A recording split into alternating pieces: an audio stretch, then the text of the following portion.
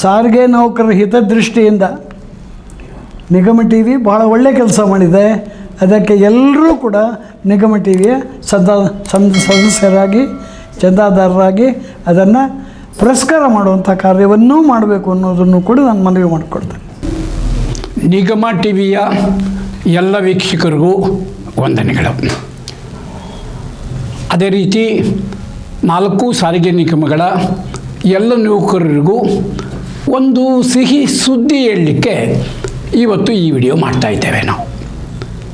ನಾನು ಈಗಾಗಲೇ 13ನೇ ತಾರೀಕು ಡಿಸೆಂಬರು ಕೇಂದ್ರ ಕಚೇರಿಯಲ್ಲಿ ನಮ್ಮ ಸಾರಿಗೆ ಸಚಿವರ ನೇತೃತ್ವದಲ್ಲಿ ನಡೆದ ಸಭೆಯಲ್ಲಿ ಒಂದು ಮ್ಯಾನೇಜ್ಮೆಂಟು ಒಪ್ಪಬಹುದಾದಂತಹ ಒಂದು ಸಲಹೆ ಲಿಖಿತ ರೂಪದಲ್ಲಿ ಮತ್ತು ಅಲ್ಲಿ ಹೇಳ್ತೋ ಏನು ಬಂದಿದ್ದೆ, ಆವತ್ತು ರಾಮಲಿಂಗಾರೆಡ್ಡಿಯವರು ಆ ಒಂದು ನಮ್ಮ ಇವುಗಳನ್ನು ಸ್ವೀಕರಿಸಿ ಅಲ್ಟಿಮೇಟಾಗಿ ಈ ಬಗ್ಗೆ ಮುಖ್ಯಮಂತ್ರಿಗಳ ಒಪ್ಪಿಗೆ ಪಡೆದು ನಂತರ ಅಗತ್ಯವಾದರೆ ಮತ್ತೆ ಕ್ಲಾರಿಫಿಕೇಷನ್ ತಗೊಂಡು ಅನೌನ್ಸ್ ಮಾಡ್ತೇವೆ ಅಂತ ಹೇಳಿದರು.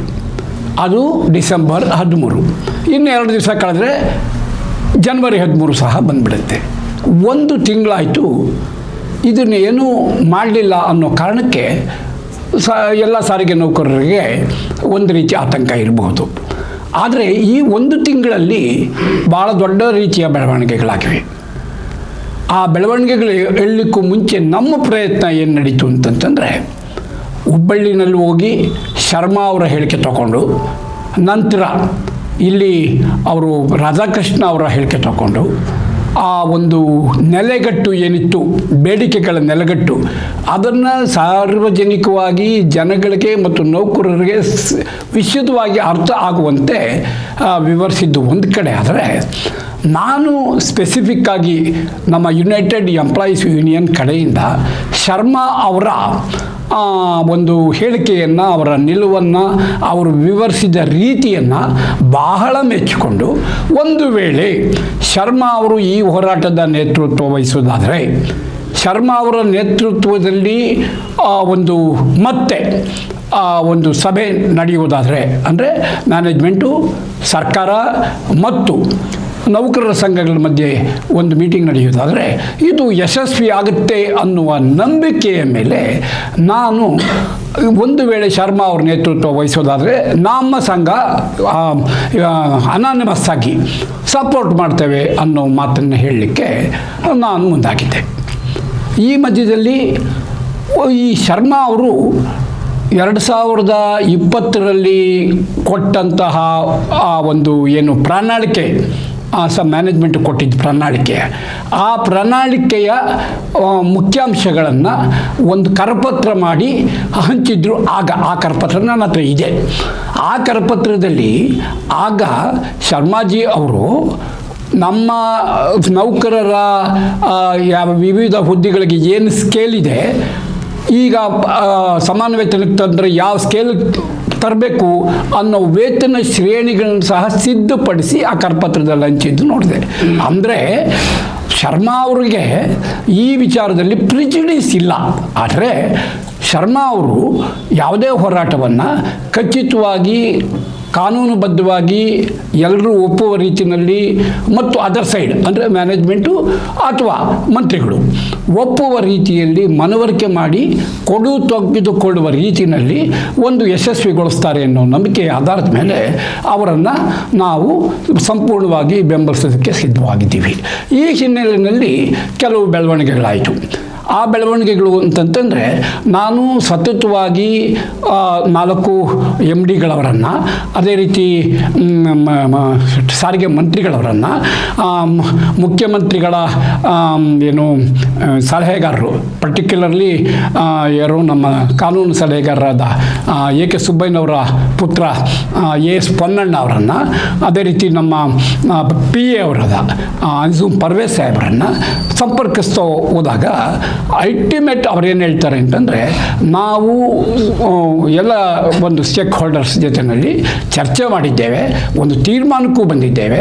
ಆ ತೀರ್ಮಾನವನ್ನು ಪ್ರಕಟಿಸೋದಕ್ಕೆ ಒಂದು ಮುಖ್ಯಮಂತ್ರಿಗಳಿಗೆ ಮನವರಿಕೆ ಮಾಡಿ ಅವ್ರ ಕನ್ಸೆಂಟ್ ತಗೊಳಕ್ಕೆ ಕಾಯ್ತಿದ್ದೇವೆ ಅನ್ನೋ ಒಂದು ರೀತಿಯಲ್ಲಿ ಅದರ ವಿವರಗಳು ಹೇಳೋಕ್ಕಾಗೋದಿಲ್ಲ.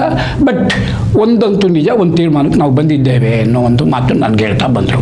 ಈ ಹಿನ್ನೆಲೆಯಲ್ಲಿ ನಾನು ಊಹಿಸ್ತೇನೆ, ಕಳೆದ ಡಿಸೆಂಬರ್ 13ನೇ ತಾರೀಕು ಮಾತುಕತೆಯ ನಂತರ ಈಗ ಏನು 13ನೇ ತಾರೀಕು, ನಾಳೆ ಜನವರಿ 13 ಬರುತ್ತೆ, ಅಂದರೆ 14ನೇ ತಾರೀಕು ಸಂಕ್ರಾಂತಿ ಎಲ್ಲ ಇದೆ. ಅದಕ್ಕೆ ಮುಂಚಿತವಾಗಿ ಖಚಿತವಾಗಿ ಸಾರಿಗೆ ನೌಕರರಿಗೆ ಸಮಾಧಾನ ಆಗುವ ರೀತಿಯಲ್ಲಿ ಸರ್ಕಾರ ಮತ್ತು ಈ ಮ್ಯಾನೇಜ್ಮೆಂಟ್ ಒಂದು ತೀರ್ಮಾನವನ್ನು ಪ್ರಕಟಿಸುವ ಸಂಪೂರ್ಣ ಸಾಧ್ಯತೆ ಇದೆ. ಇದು ಕೇವಲ ಊಹಾಪೋಹ ಅಲ್ಲ, ಖಚಿತ ಮಾಹಿತಿಗಳ ಅನ್ವಯ ಈ ಒಂದು ತೀರ್ಮಾನಕ್ಕೆ ಬಂದಿರುವುದನ್ನು ನಮ್ಮ ನೌಕರರಿಗೆ ನಾನು ತಿಳಿಸ್ಲಿಕ್ಕೆ ಬಹಳ ಸಂತೋಷ ಪಡ್ತೇನೆ. ಆದರೂ ಏನು 24ನೇ ಡಿಸೆಂಬರ್ ತಿಂಗಳಲ್ಲಿ ಆಗ ಮುಷ್ಕರಕ್ಕೆ ಏನು ಜಂಟಿ ಕ್ರಿಯಾ ಸಮಿತಿಯವರು ಕರೆ ಕೊಟ್ಟಿದ್ದರು, ಅದನ್ನು ಮುಂದೂಡುವ ಸಲುವಾಗಿ ಅನ್ಬು ಕುಮಾರ್ ಅವರು 25 ಜನವರಿ 16ನೇ ತಾರೀಕಿನ ನಂತರ ನಾವೇನಾದ್ರೂ ಇತ್ಯರ್ಥ ಮಾಡ್ತೀವಿ ಅಂತ ಹೇಳಿ ಮಾತು ಕೊಟ್ಟು ಅದನ್ನು ಏನು ಈಡೇರಿಸಲಿಲ್ಲ. ಅದೇ ರೀತಿ ಮೊನ್ನೆ ಅಕ್ಟೋಬರ್ 25ನೇ ತಾರೀಕು 15ನೇ ತಾರೀಕು ಇವರು ನಾವು ಉಪವಾಸ ಸತ್ಯಾಗ್ರಹ ಮಾಡ್ತೀವಿ 5 ದಿವಸ ಅಂತ ಅನೌನ್ಸ್ ಮಾಡಿದಾಗ ನಮ್ಮ ಅಕ್ರಮ್ ಪಾಷಾ ಸಾಹೇಬರು ಕೇವಲ ಇನ್ನು 15 ದಿವಸದೊಳಗಾಗಿ ಇತ್ಯರ್ಥ ಮಾಡ್ತೇನೆ ಅಂತ ಏನು ಪತ್ರ ಬರೆದಿದ್ದರು, ಅದು ಸಫಲವಾಗದ ಹಿನ್ನೆಲೆಯಲ್ಲಿ ಅಧಿಕೃತವಾಗಿ ಏನಾದರೂ ಹೇಳಿದಾಗಲೇ ಈಡೇರದೆ ಇದ್ದ ಸಂದರ್ಭದಲ್ಲಿ ಈ ನಮ್ಮ ಊಹೆ ಈಡೇರೇ ಬಿಡುತ್ತೆ ಅನ್ನುವಂತಹ ಒಂದು ಭಾಳ ಕಾನ್ಫಿಡೆನ್ಸ್ ಇಟ್ಕೋಬೇಕಾಗಿಲ್ಲ. ಆದ್ರೂ ಸರ್ಕಾರ ಮತ್ತು ಮ್ಯಾನೇಜ್ಮೆಂಟ್ಗೆ ಈ ಒಂದು ಸಮಸ್ಯೆಯನ್ನು ತುರ್ತಾಗಿ ಇತ್ಯರ್ಥ ಬೇಕಾದಂತಹ ಅನಿವಾರ್ಯತೆ ಸೃಷ್ಟಿಯಾಗಿರೋದಂತೂ ನಿಜ. ಯಾಕೆ ಅಂತಂತಂದರೆ ಈಗಾಗಲೇ ಜಂಟಿ ಕ್ರಿಯಾ ಸಮಿತಿಯವರು ಕರಪತ್ರಗಳನ್ನು ಹಂಚಿ ನೌಕರರನ್ನು ಸಿದ್ಧಪಡಿಸ್ತಿದ್ದಾರೆ. ನೌಕರರು ಸಹ ಒಂದು ಭಾಳ ಪ್ರಮಾಣದಲ್ಲಿ ಆತಂಕಕ್ಕೆ ಒಳಗಾಗಿದ್ದಾರೆ. ಅದರಲ್ಲೂ ಶರ್ಮಾ ಅವರು ರಂಗಕ್ಕಿಳಿದು ನೇತೃತ್ವ ವಹಿಸ್ತಾರೆ ಅಂತ ಆದಮೇಲೆ ಭಾಳ ಕಾನ್ಫಿಡೆನ್ಸ್ ಬಂದಿದೆ.